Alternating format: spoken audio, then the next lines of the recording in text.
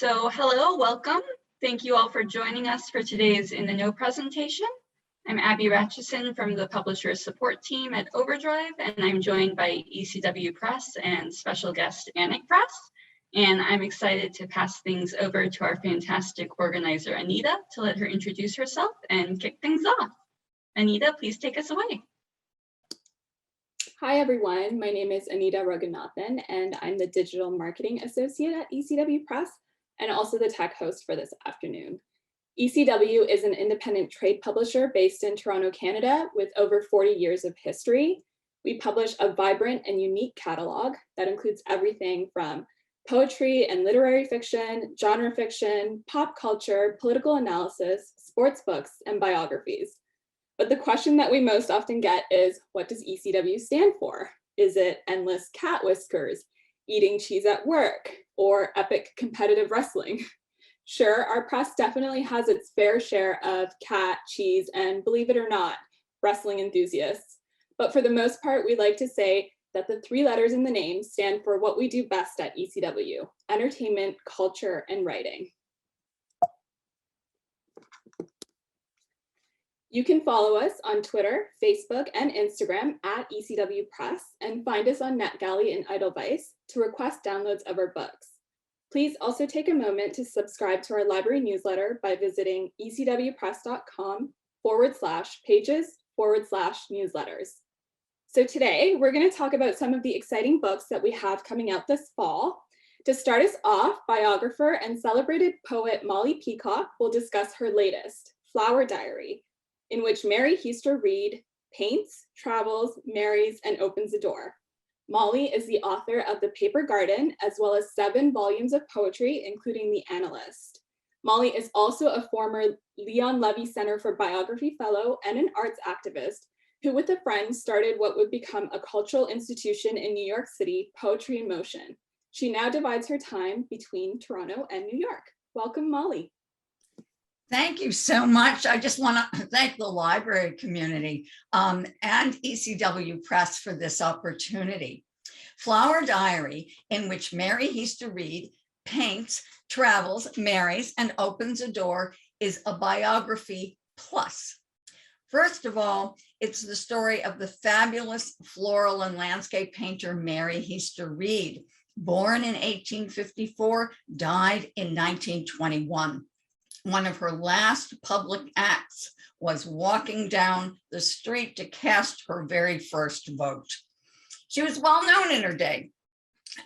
The first woman to have a solo show at a major art institution in Canada, but after her death, her reputation sank in the wake of the all-male group of 7. Flower Diary marks the 100th anniversary of her death.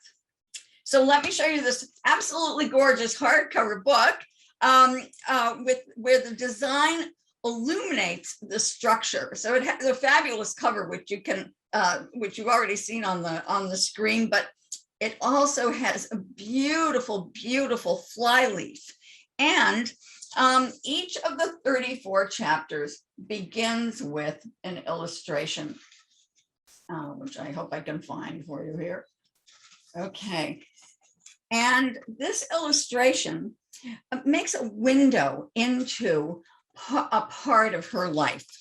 She was an impressionist, a tonalist, and a realist all at once. She was a foremother of Georgia O'Keeffe, and she opened a door to being a life of being married and being an artist, is something that 21st century people struggle with today.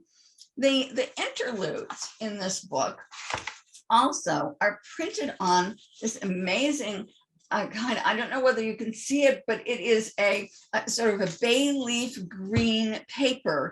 And the interludes introduce 2 other stories: the story of her husband, painter George Edna Reid, and the story of their younger student, Mary Evelyn Rynch.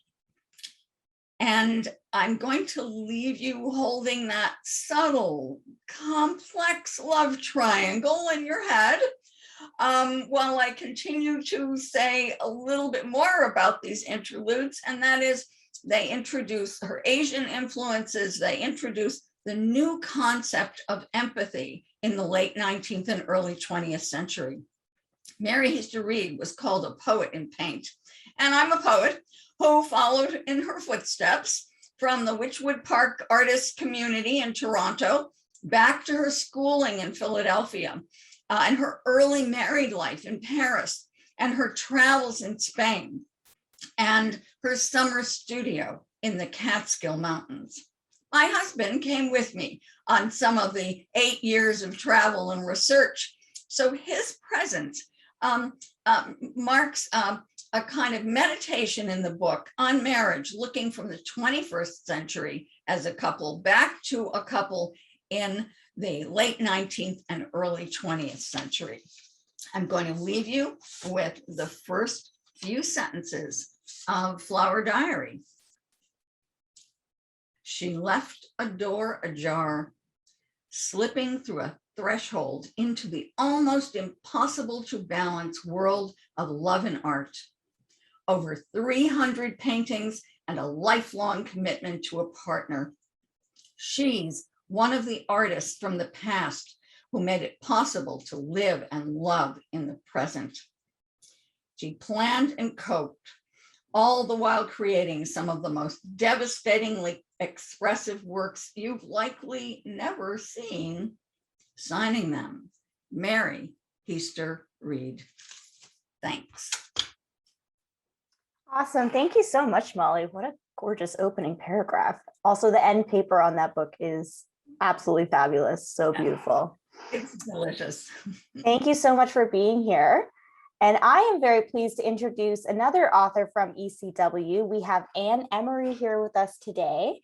Anne is a lawyer and the author of the Collins Burke Mystery Series, which is going on book number 12. It's a pretty amazing run. It's an award-winning series, and most recently took home the prestigious Arthur Ellis Award. And Anne's newest book, The Keening, is a standalone novel, and we are so thrilled that she's bringing the lush land of Ireland to us. So Anne, tell us a little bit about The Keening. Thank you very much, Emily.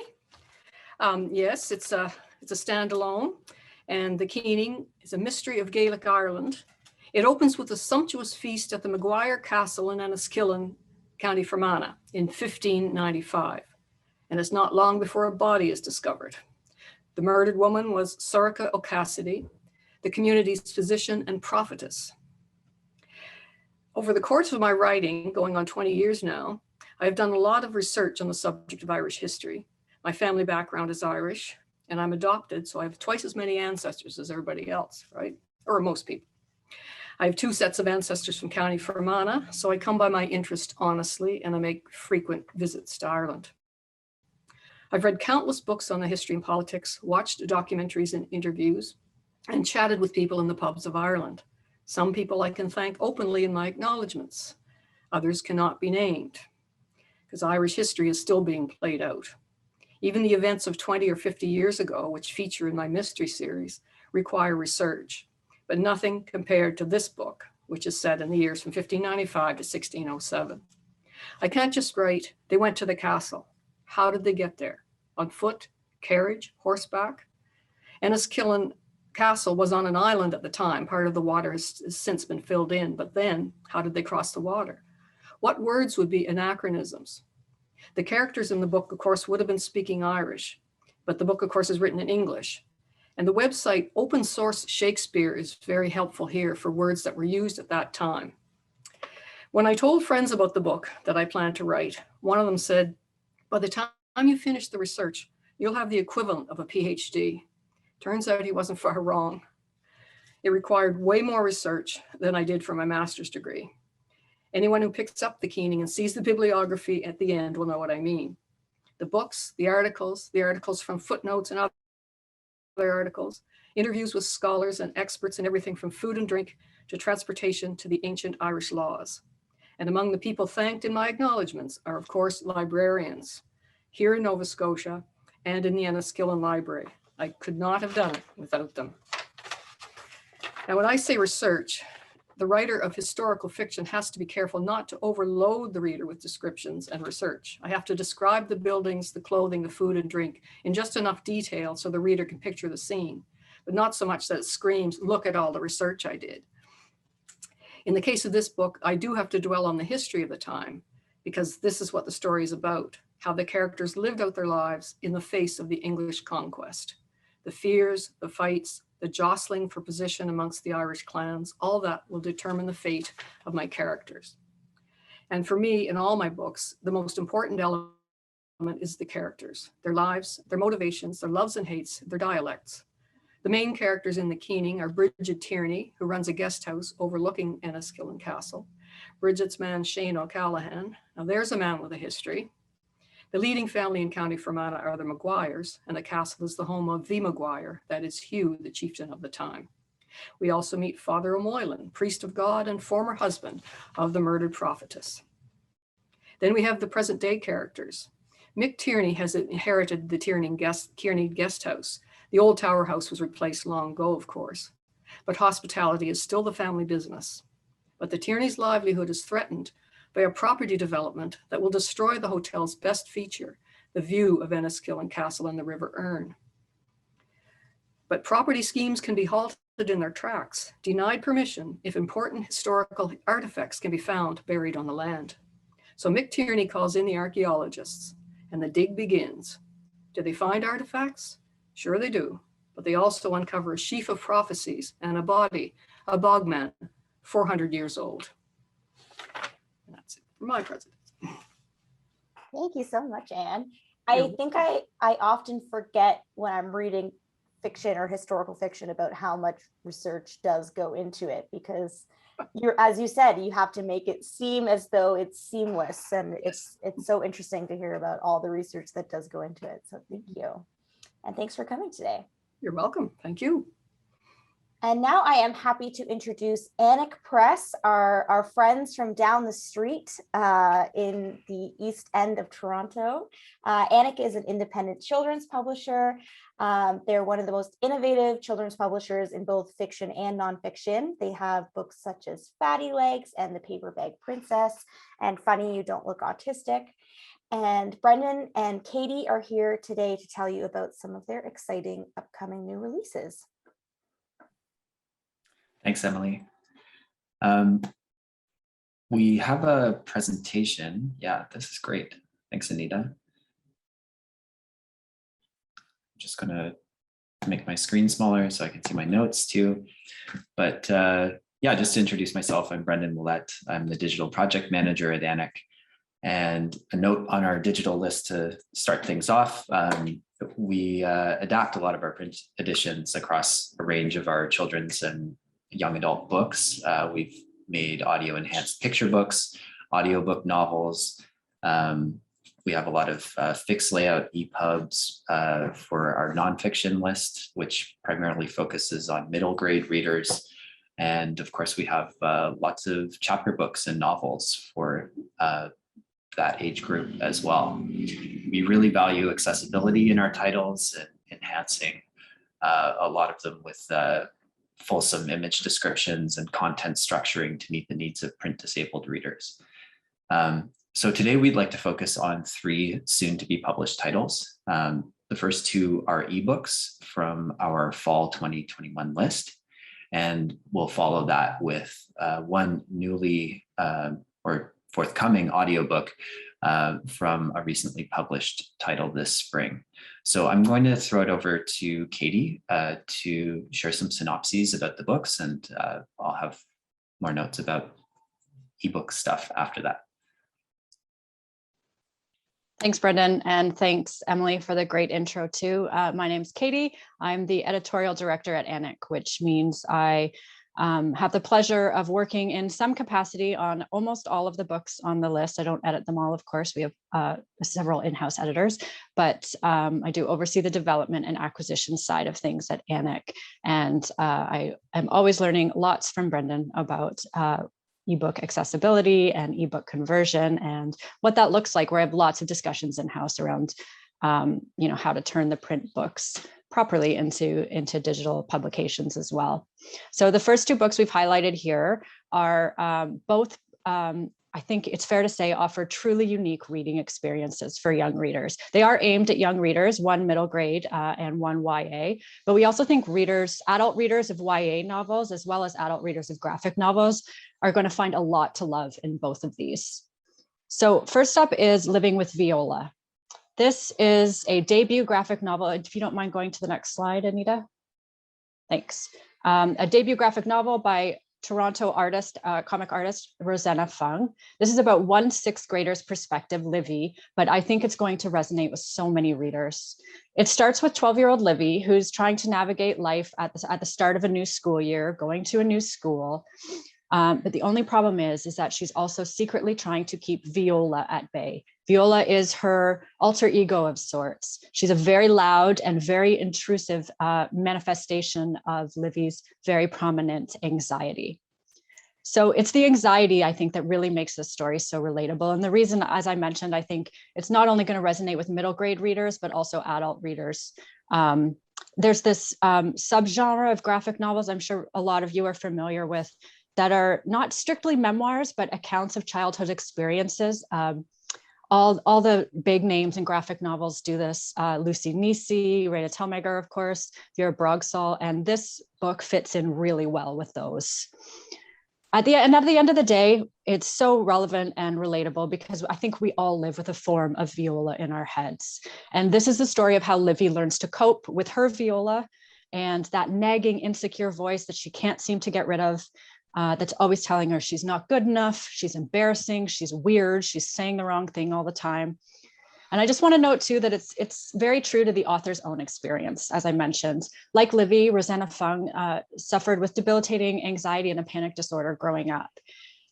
Livy is the child of parents born in Hong Kong who immigrated to Canada, like Rosanna. And this is another part that's informed by Rosanna's own life. And it's this intersection of Asian identity and mental health that is, I think, rarely explored in middle grade territory. So the story takes place over the course of the school year. And what I love about it is how Rosanna takes all of these things that encompass Livy, her anxiety, but also her creativity and her love of drawing and cooking and plushies. And she gives them a life of their own. So Anita, if you don't mind just scrolling through the next few slides so people can get a taste of this art. It's really so full of imagination and energy. Everything in Livy's life kind of takes on just a whole new personality. I've read this one several times with my own kids. And as you can see in this one here, this is Livy going off to her happy place. When she gets very anxious, she is transported by helping her mom cook dumplings. But it's not just about that. It's about this whole imagined world that she inhabits. And my kids specifically loved following, there's a catacorn plushie throughout that Livy takes with her everywhere, and it has a personality and its own storyline. So there's so many opportunities here for visual storytelling and for readers to take away really a lot from this. As I mentioned, Rosanna has a background in strip comics, and it just really shows in all the, and food, you can see here, I love this one too. Food features so prominently in the story. I want to note just quickly about the resolution, because anxiety and mental health challenges are at the forefront right now. It's a real, prominent topic. We wanted to be really clear with readers that getting help, which is what Livy is seeking through the story, doesn't mean that the anxiety goes away. It means that Livy learns to live with it. I think this is something that would be a really important takeaway for readers and something that was dealt with very sensitively throughout the editing process. There's some really great back matter in this as well. I'll mention quickly. Rosanna has included a note about her own experiences and how the story mirrors that.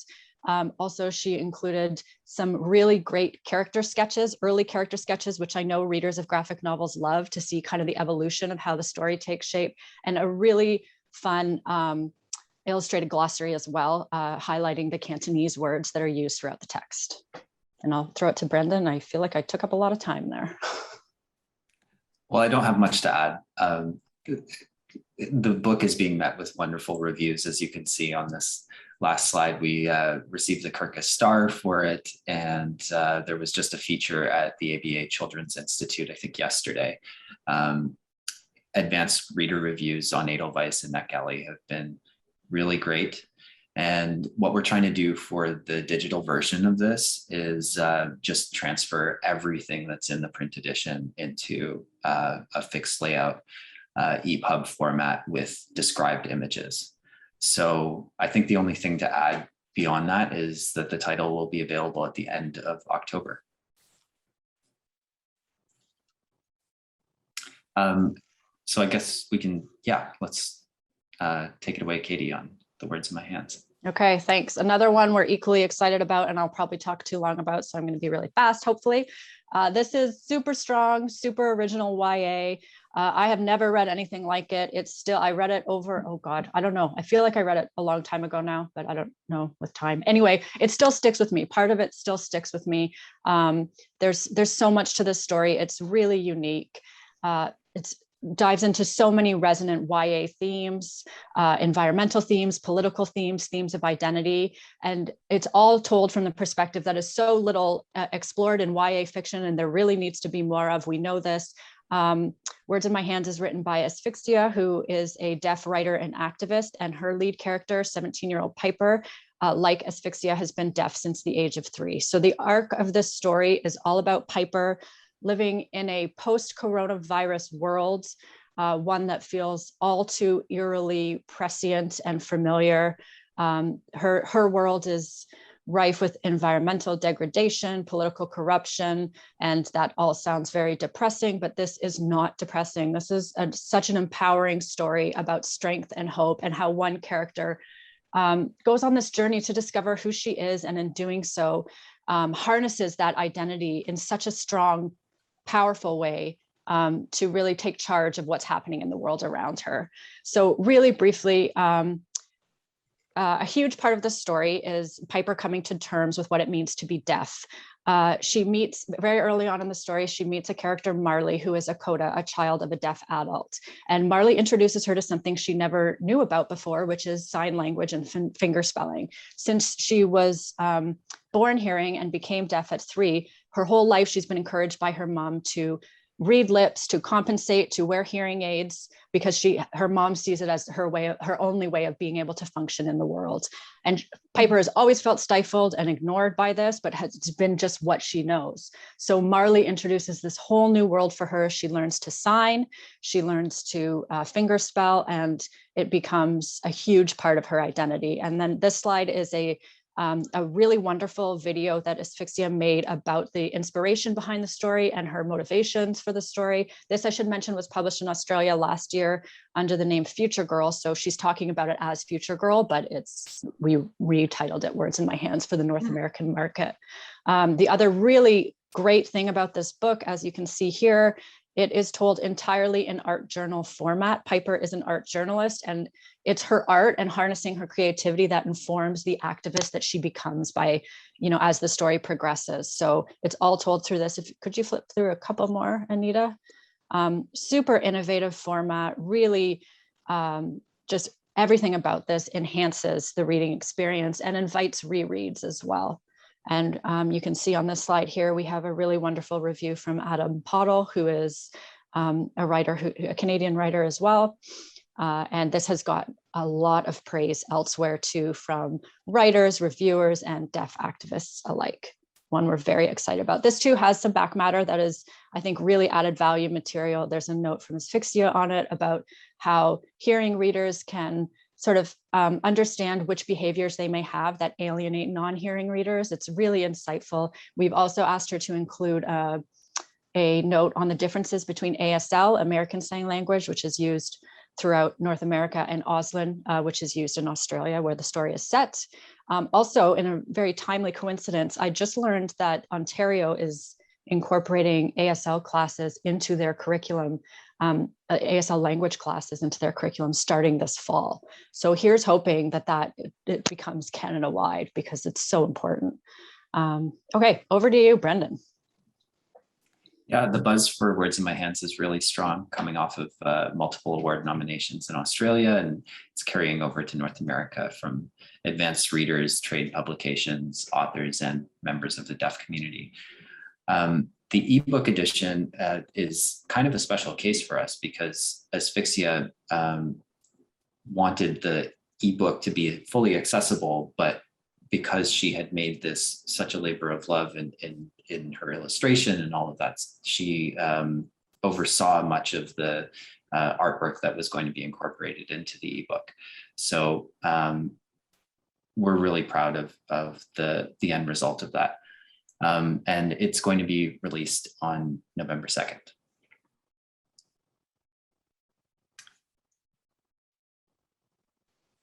Okay, so the last one today we wanted to highlight is some recently published nonfiction. So this was on our spring 2021 list.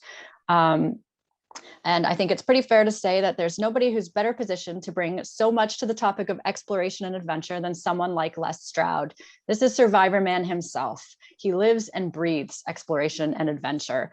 And whether it's through his, I think he's got a couple of TV shows now, he's written books for adults. So this is his sort of first foray into writing for younger readers. This is nonfiction for middle grade. And in this book, Les takes readers on 12 of his adventures with him all over the globe, through the wilderness. And, throughout each story, readers learn about the animals that Les encounters, the dangers that he encounters. And most importantly, I think they learn how to respectfully interact with the natural environment. And although the stories span the globe, which gives readers a great perspective, Les also encourages them to look no farther than their front door to start their own adventures. So there's tips throughout for, would-be nature and wilderness enthusiasts and what they can do just in the vicinity of their own homes. It's a great structure. The stories are divided into 4 key steps to getting ready for any adventure, which are to prepare. And once you're on the adventure, to observe. And then, I might get these two confused. It's adapt and react. I just can't remember which order they go in. So all stories fall into one of those 4 categories. This one's had really nice reviews. It's full, as you can see, of really energetic and dynamic color illustration. And on top of that, we also have a number of photos throughout that are from Les's extremely vast archive of photographs that he took on while he was, doing these adventures. Over to you, Brendan. Thanks. Yeah, Les is absolutely a media powerhouse, and Wild Outside has been mentioned on a variety of major media outlets already. We're just so impressed with the reach his message has beyond an already significant fan base, from National Scouting Group campaigns to radio, podcast, and TV morning shows all across North America. So we're releasing it as an audiobook edition this fall. It's going to come out on October 30th. It's already available as an ebook. Both editions will be fully accessible. And what we're doing for the audiobook edition is to include the image descriptions read aloud and sonic cues to complement the sidebars and the features that Katie just described. So it's sounding great so far. I'm just in the process of listening back to this one, and it's pretty exciting to think of it out in the world. Anyway, we will pass the mic back to our ECW friends, and thanks once again for the invitation to join you all today. You can check us out, check out more of our books on annickpress.com and sign up for our newsletters. We're also on all major social channels as @AnnickPress. Thanks for listening. Thanks, guys. So that's great. We love having you guys come and talk about kids' books. Mix it up a little. So thank you. That was great. So now Emily and I are going to chat about a couple books from our catalog, our ECW Press catalog. So the first one up is Cracked Pots by Heather Tucker, which I just printed the cover out so you can see. It might be backwards, but we don't have the finished books ready yet, but they will look more or less like this.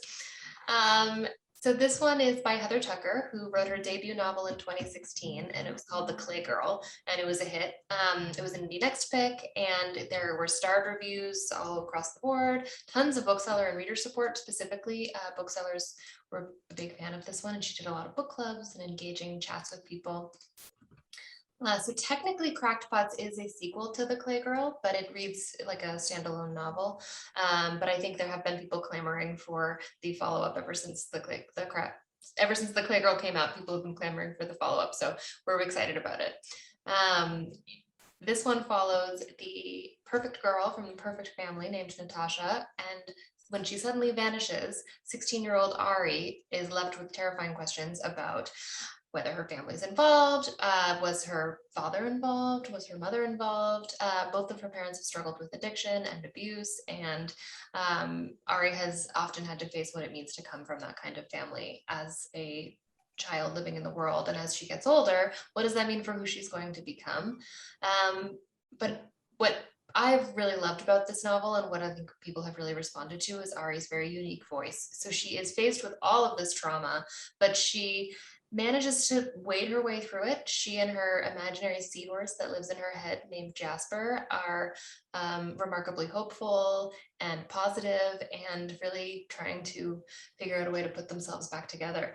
The title comes from this idea that cracked pots can be put back together and potentially made even more beautiful than they were before if you just manage to put the pieces together artfully.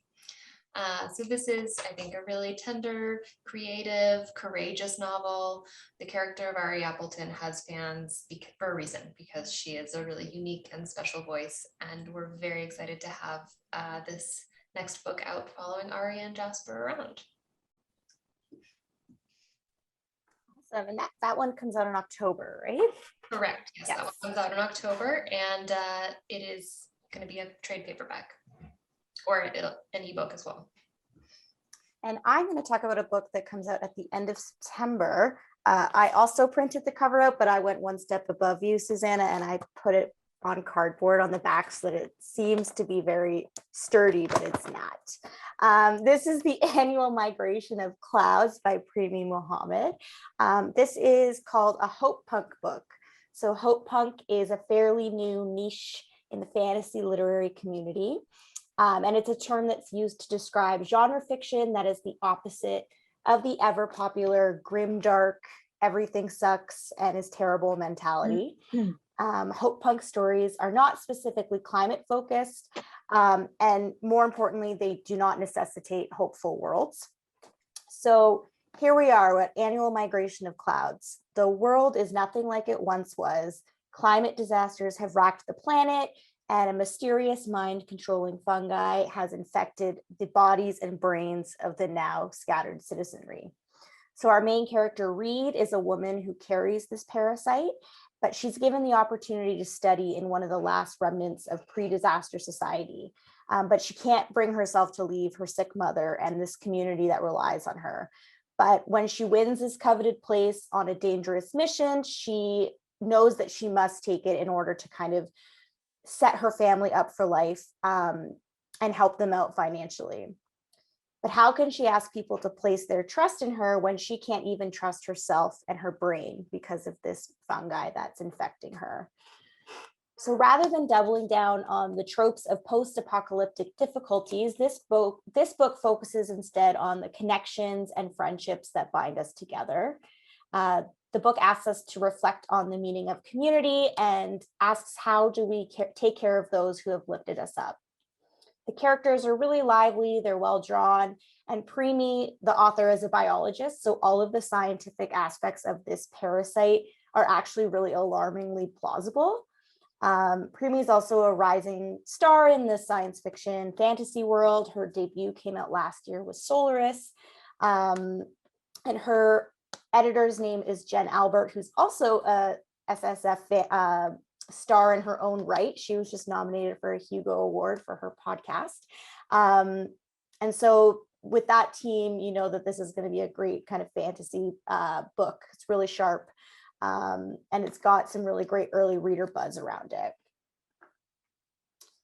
And then next up, I have a book coming out in November, another fake book cover. This is Under an Outlaw Moon. This is by Dietrich Kaltheis. You've probably heard of Bonnie and Clyde, but have you ever heard of Ben and Stella?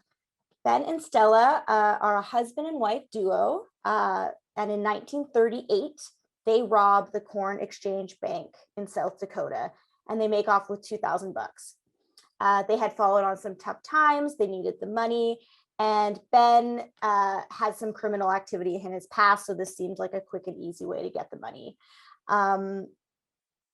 perhaps they kind of got a taste for the low life, because 2 months later, they end up hitting another bank near Brookings in South Dakota, and they make off with $17,500. So now we're up to almost 20 grand in 1938. So that's the true life story of Ben and Stella. And Dietrich was really fascinated with them and decided to kind of fictionalize their story and imagine what their lives were like robbing those banks and then going on the run. So the FBI ends up naming Ben and Stella as public enemies #1 and #2. And so Dietrich kind of imagines what it would be like to be on the run on the FBI's most wanted list in 1938. And we kind of watch these newlyweds spin out of control as they're running from the FBI. It's well written, it's compelling, it's dynamic, and it really throws you in the driver's seat of a getaway car that's being pursued. And you've got these really great kind of dusty depictions of 1930s America. So great for crime readers, but also great for historical fiction readers. So then I thought I would go into a little bit of some of our backlist highlights. And two categories in particular that ECW has gotten pretty well known for over the years are our wrestling biographies and our music books. So the wrestling biographies may seem a little bit unusual or unexpected for like an independent press like us to be publishing. And it's kind of an interesting story. ECW also stands for Extreme Championship Wrestling, which was long story short, the precursor to WWE. So we've been over the years receiving a lot of inquiries from people who think that they're contacting the wrestling company. And one of our editors decided that, he actually really likes professional wrestling and he thinks it's fun. So he started pursuing this as a genre for us to publish. And now we have a contract with WWE themselves and we publish a lot of their wrestling biographies. And it's been really fun. And it's really fun to work with wrestling fans, put on events with people who are so excited. And it's become like kind of bread and butter for us. So let me show you some highlights from that list. So the first one is Accepted, and this is a hardcover book. It is the memoir of Pat Patterson, who was a revolutionary talent, a pioneer, creative savant in the early days of getting started with some of this very performative wrestling. And he recalls the trials, the tribulations of climbing the ranks to the very upper echelons of sports entertainment, where he ultimately became one of Vince McMahon's most trusted advisors, all while being openly gay in the super macho world of wrestling, and a long time ago, before that was a thing that people talked about. So this was really fun to work on. Pat Patterson passed away a couple of years ago, but we got to work with him in his hometown of Montreal before that happened, and it's a really special book. And then next up, we have a copy of The Eighth Wonder of the World, which is another hardcover. And this is a big one. This is a big book about a big man, Andre the Giant. This is the most definitive and exhaustive biography of Andre the Giant that is on the market right now.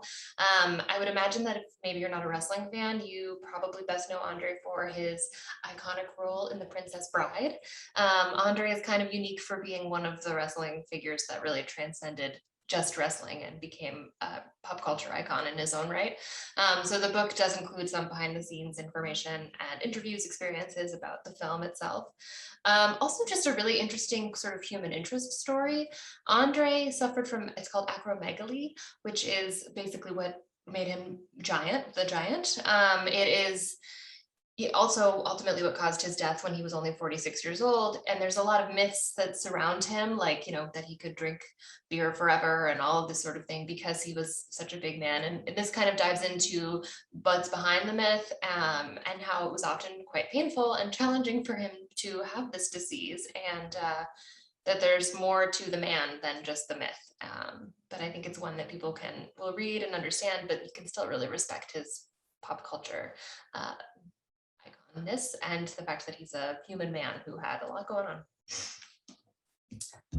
And then for our music list, this is another one that we've sort of over the years really expanded into, and we've published books in the music genre that have been a ton of fun to work on and have done really well. Probably the most well-known at this point, this is our best-selling music book to date, which is Van Halen Rising.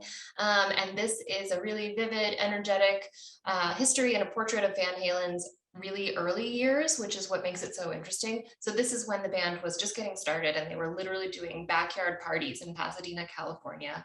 And they would put up posters on trees, and they would, they were like writing their name in wet cement on sidewalks, and people would just show up, and they would start making a lot of noise in suburban California. And they really made it. So, Rolling Stone calls this the tale of hardworking kids with nothing in common learning to fuse pop and heavy metal into a new sound that completely changed the music world. So a lot of books have been written about Van Halen, but not a lot have dived into their early years, and how much kind of just organic, crazy fun it was when they first got started. By the same author, we also have a book called Ted Templeman, which is about the multi-platinum producer who kind of discovered Van Halen and who made them into what they are now. And then quickly, I'll also mention one more that's coming out very soon in spring 2022 called The Meaning of Metallica. And this one is a really fun, kind of interesting way to look at Metallica in an unexpected way. Lead singer James Hetfield has been writing what you could basically consider rock poetry, and he deals with all sorts of things: death, war, addiction, alienation, corruption, freedom, religion, like pretty weighty topics. And their lyrics have been being dissected for years, and this book takes a philosophical and an approach to reading the lyrics as poetry, and talking about what they meant at the time, what they meant through history, and their cultural relevance, which is a really cool way to look at a band like Metallica. So next up, Anita, are you ready with the video?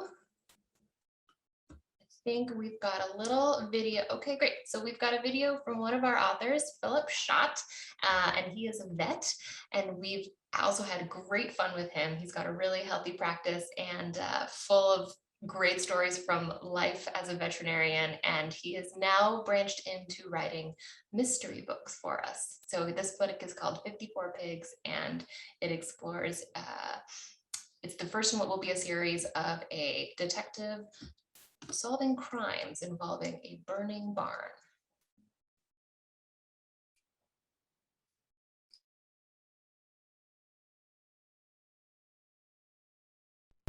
Hi, my name is Philip Schott. I'm a writer and veterinarian living in Winnipeg, Canada. I'm delighted to be here with you today. I'm sorry that I can't be here live. This is pre-recorded, but then what does live actually mean in the context of a video presentation? It looks and sounds the same, I'm sure. So I'm the author of How to Examine a Wolverine, which is a sequel to my 2019 The Accidental Veterinarian. It's a collection of 60 stories, essays, anecdotes from my time as a small animal practitioner, covering a whole range of things. Little, animal stories, obviously, stories of pets, and just reflections on the profession, reflections on the human-animal bond, issues, current issues in pet care, that kind of thing.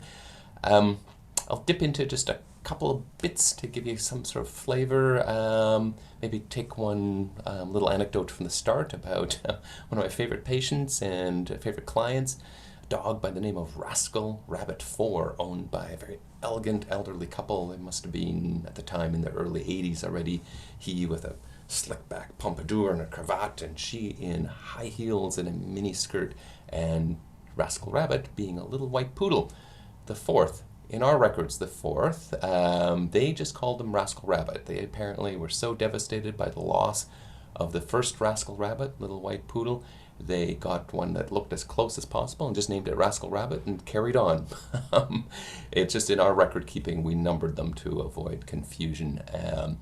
They were very sensible, smart people, and definitely they knew they weren't fooling themselves, but this was their coping mechanism. So I talk about that, and then I use that as a jumping off point in the same story to talk about the idea of cloning pets. There's certainly some moral hazards involved, but there's also the fact that it's never really an identical match. Barbra Streisand found out, so we talk about that a little bit.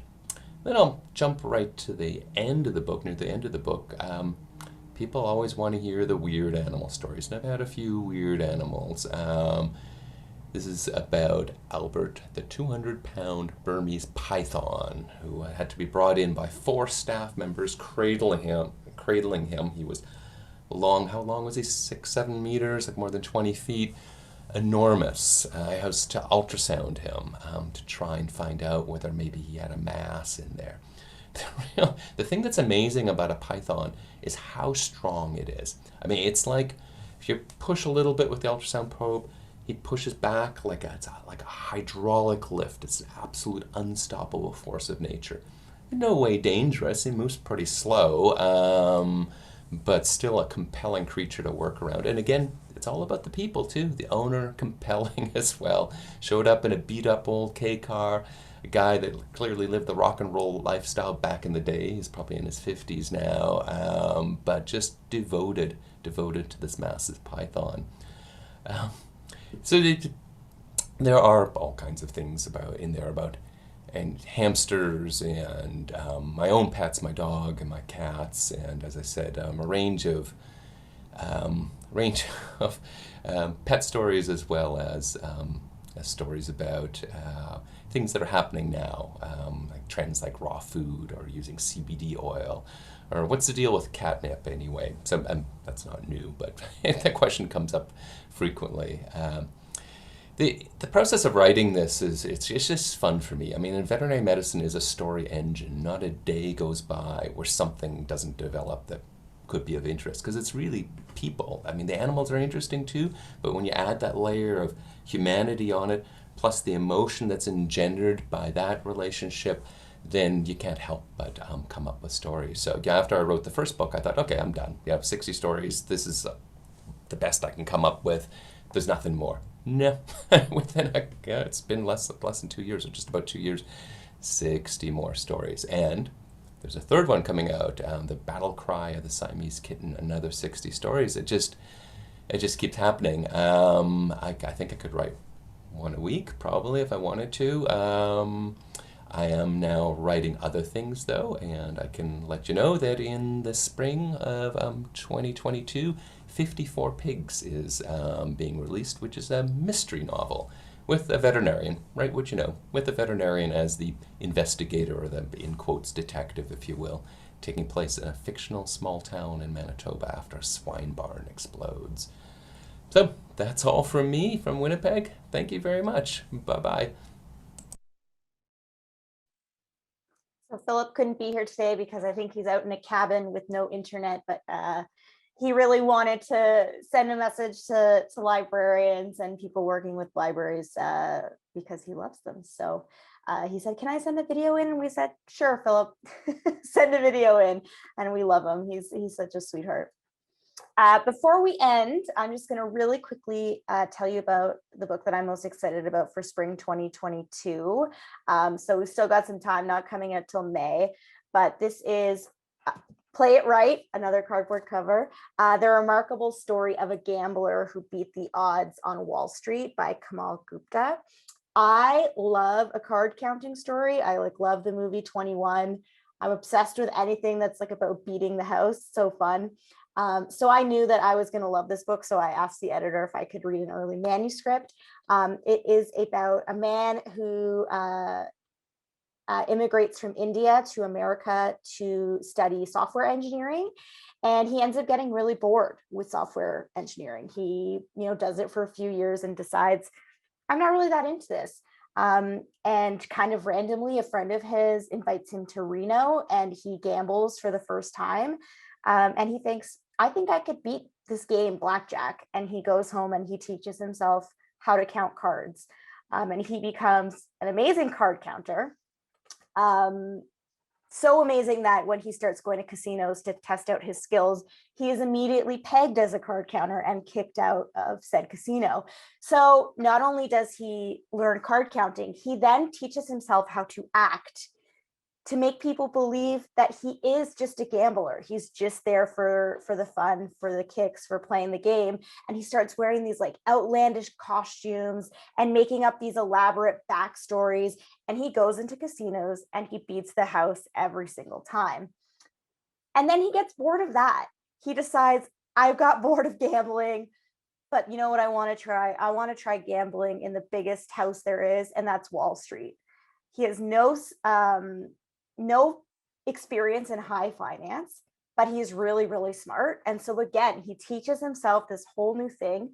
He gets a job at the Lehman Brothers, and he starts to develop a financial kind of plan or an investment methodology where he experiences an unprecedented 103 weeks of positive returns. I believe it's still the record for the most number of consecutive weeks of positive returns. So it is a wild story. It's really, really interesting to kind of watch him do these really outlandish things and then get bored and try another outlandish thing. It's really well written. And what I really liked about it is, much like that book that came out a few years ago, The Biggest Bluff by Maria Konnikova, it's not so much about the money as it is about like the human condition, about beating the odds, both, you know, casinos, Wall Street, and sometimes in life itself. It's great for like me, like 2021, the movie, or if you like The Wolf of Wall Street, or if you like Michael Lewis books like Liar's Poker. And that's going to be our big one, our big nonfiction book of the spring 2022 season. And we're publishing simultaneously with Bloomsbury, India. So hopefully we'll have some like cross promotion opportunities, but we will have the ebook rights for the North American market.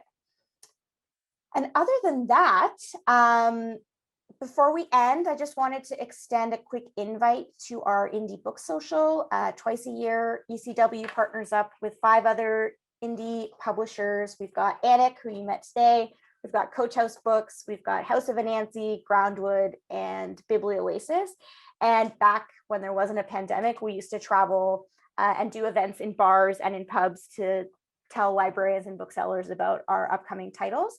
So now with the pandemic, we've switched to virtual, which has actually been kind of a silver lining because we can now extend the invitation a lot wider. So we'd love to see you there. We can pop the registration link in the chat, or we can send it along after. It's really casual. It's just kind of like a Q&A of us telling jokes and talking about books. It's going to be on October 19th at 8 p.m. Eastern Standard Time. And there'll be goodie bags and lots of ARCs. And if there was anything that you heard about today that you wanted to get an ARC, an advanced reading copy of, please just shoot me an email. It's really easy. It's emily@ecwpress.com. And thank you so much for having us. We had a blast. Thank you, everyone. And thank you, everyone from ECW and Annick. That was fantastic. So many good books, so many that I am looking forward to read. Like Emily said, if you guys have questions, would like ARCs, please feel free to reach out. Also, if anyone has questions, please feel free to also reach out to me. And this was great. Thank you, everyone.